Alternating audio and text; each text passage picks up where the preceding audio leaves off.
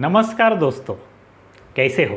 Fundamental stock analysis series के इस नए एपिसोड में आपका बहुत बहुत स्वागत है। Friends, my name is Milind and if you have not subscribe to my channel at, then I will request you to do it right away so that you won't miss any future notifications for the videos that I will be preparing in future.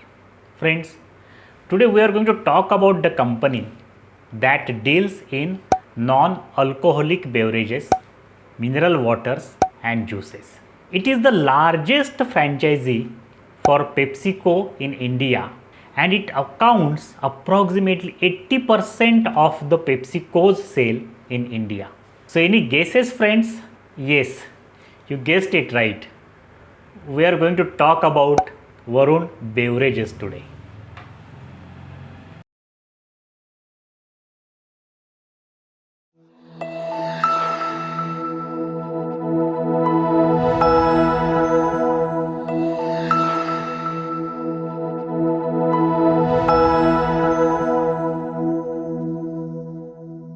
So friends, once again a warm welcome to you all.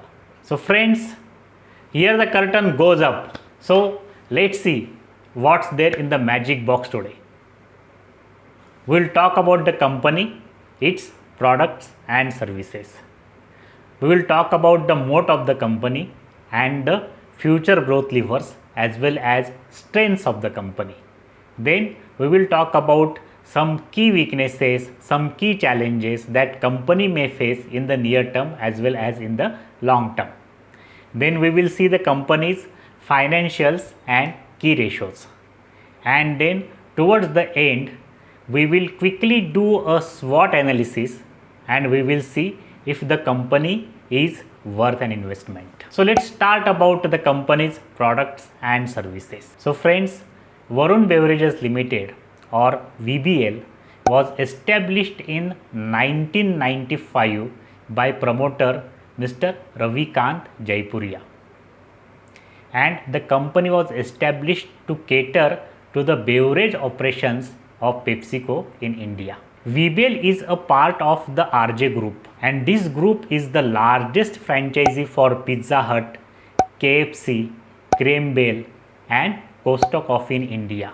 So you can see the group has a distinguished track records and expertise in the business of QSR as well as in the business of non-alcoholic beverages.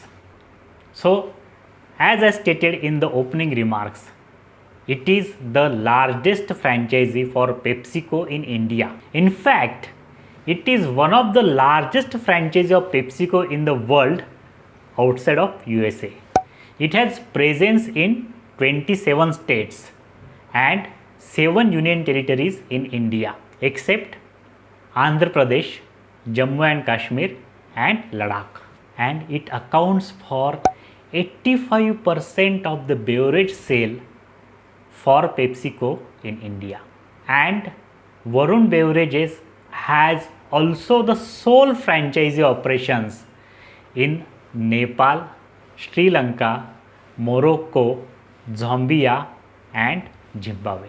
It has 31 manufacturing plants in India and 6 in international geographies, 2 in Nepal, 1 each in Sri Lanka, Morocco, Zambia and Zimbabwe. And company manufactures and distributes soft drinks, soda, packaged drinking water and juice based drinks.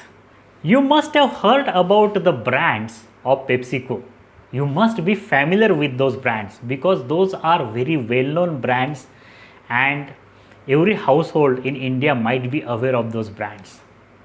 So in the soft drinks, it sells Pepsi, Diet Pepsi, 7-Up, Mirinda, Mirinda Lemon, Mountain Dew Ice, 7-Up Nimbus Masala Soda, Sting, Slice Fizzy Drinks.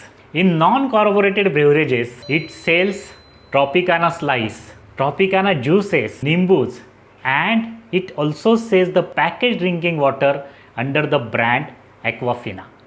So friends, all these names are well-known names and quite household names in India. Let's talk about company's strengths and moat. So market leadership and geographical diversity. The PepsiCo brands are well-known brand in India, and the company's operations are spread not only in India but across the globe. So this is one of the moat for the company. It has a robust distribution network. The network covers urban, semi-urban and rural markets, and it addresses the demands of wide range of consumers. Company has consistently ramped up via organic as well as inorganic routes, and this has helped company to strengthen its market position as well as enhance the geographical diversity. Company also has a backward integration facilities. It manufactures preforms, which ultimately results in the bottles that packages waters or soft drinks, plastic caps, plastic crates, and this ensures operational efficiencies for the company. In last 8 years,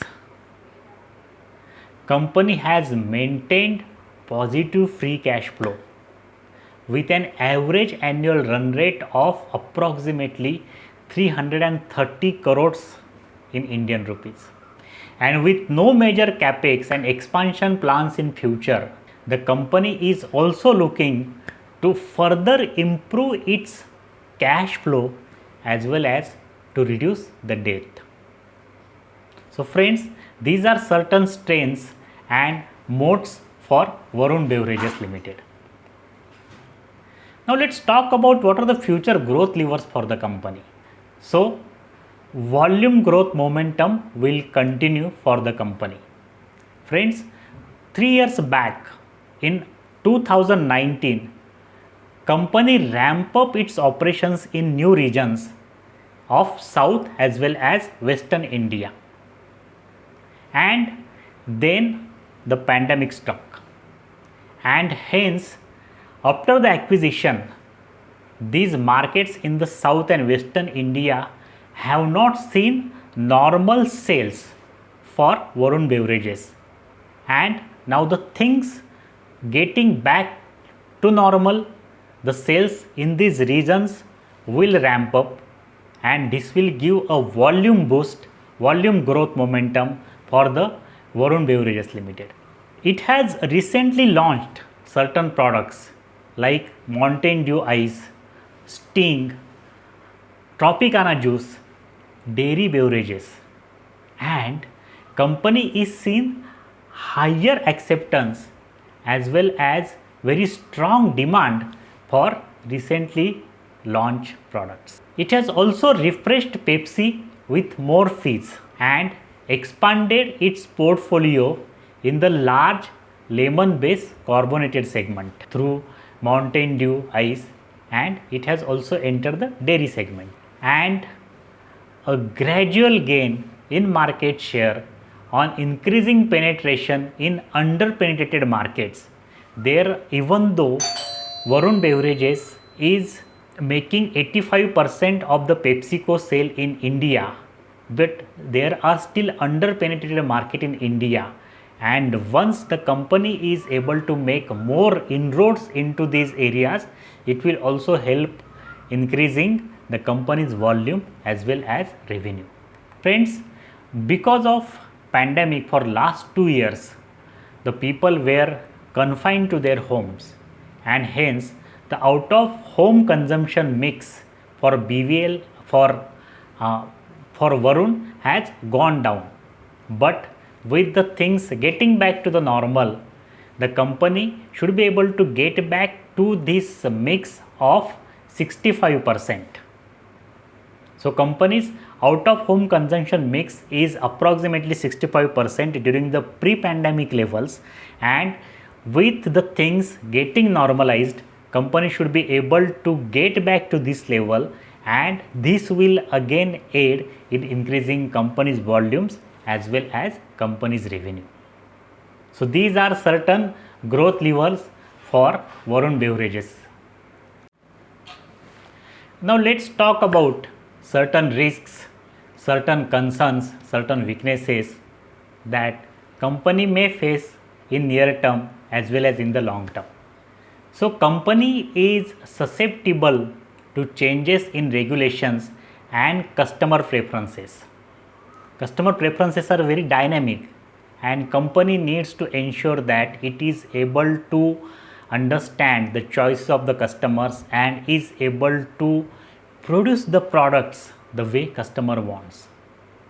Health awareness is another major challenge for the company. Friends, the soft drinks, the carbonated drinks contains sugar and other components which probably are not good for health. And increasing health awareness among the masses may impact company's growth in future. One of the products for the company is mineral water, juices, and increasing environmental concerns over groundwater depletion is another concern for the company. The bottles that are used by the company to package the soft drinks as well as to package the mineral water, the disposal of these bottles which are made up of a plastic is another big environmental concern. And the discharge of effluents, the liquid waste, the chemical that is being caused by bottling plants in India, this is another environment concerns, and these needs to be monitored, these needs to be regulated. So friends, these are certain weaknesses, certain concerns that we need to watch out in future that may impact company's growth, company's revenue, company's volumes. Now let's talk about the financials of the company. So between calendar year 16 to calendar year 21, the company's revenue has increased at the rate of 18% CAGR. So company's revenue was approximately 3,860 crores in December 16, which has increased to 8,823 crores in December 21. So company has maintained very healthy revenue growth between December 16 to December 21.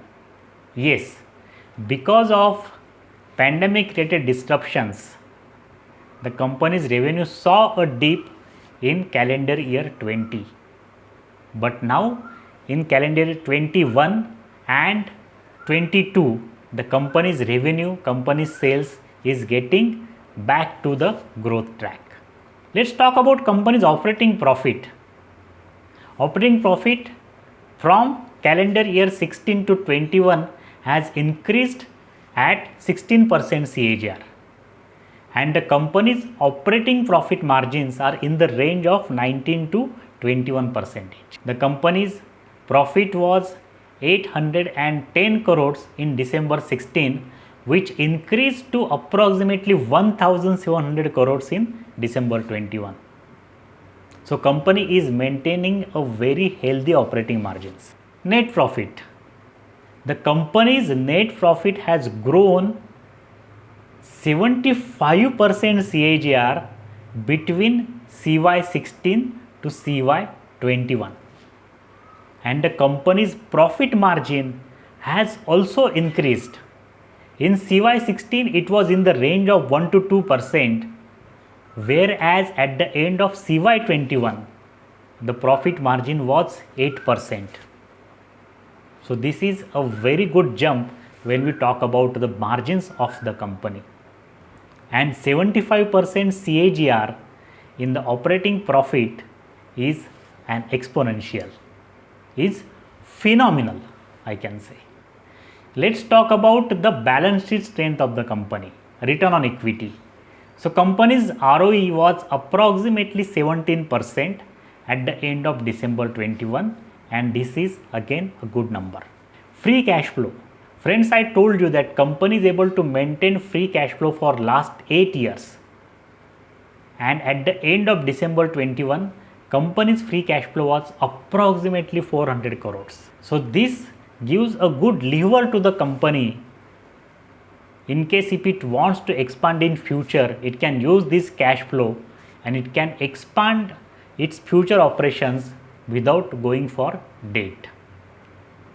So having a free cash flow is a very good indication of a strong balance sheet strength for the company.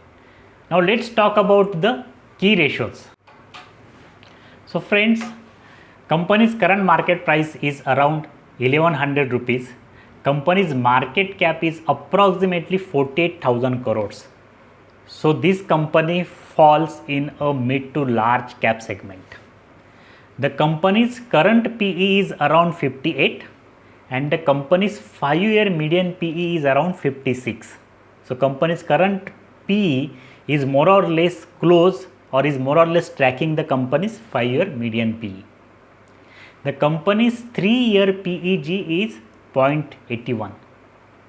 So it means that company's earning is increasing more rapidly than the company's price, and this is a good sign.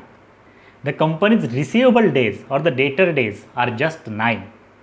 So companies doesn't require a heavy operational capital to work.